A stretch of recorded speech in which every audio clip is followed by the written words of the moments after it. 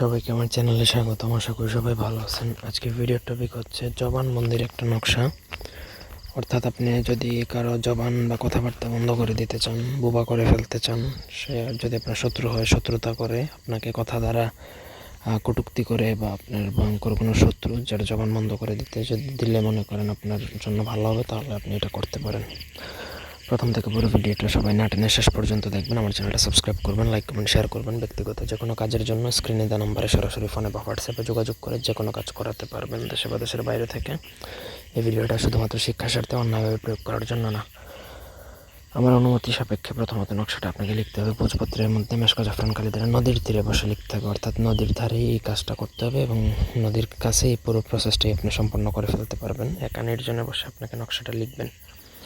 নকশার নিচে ফালান বিন ফালান, মানে প্রথম ফালানে যার জবান বন্ধ করবেন তার নাম, দ্বিতীয় ফালানে সে ছেলে হলে পিতার নাম, মেয়ে হলে মাতার নাম লিখে নকশাটা লেখা কমপ্লিট করে ফেলবেন। কমপ্লিট করা শেষে আপনাকে সেই নকশা নদীর তীরেই আপনাকে দাফন করে সোজা চলে আসতে হবে, আর কিচ্ছু করা লাগবে না। এমনভাবে দাফন করবেন যেন আবার জোয়ার ভাটার পানি যেন আবার সেটা বের করে না হলে একটু গভীর করে পুঁতে দেবেন।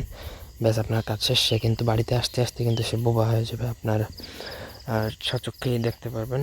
এটা শত সহস্রবার পরীক্ষিত প্রমাণিত আয়নায়ে আমলিয়াতের কিতাব থেকে একবারে আমি প্রমাণস্বরূপ দিয়ে দিয়েছি। তো এই ছিল আজকের ভিডিও।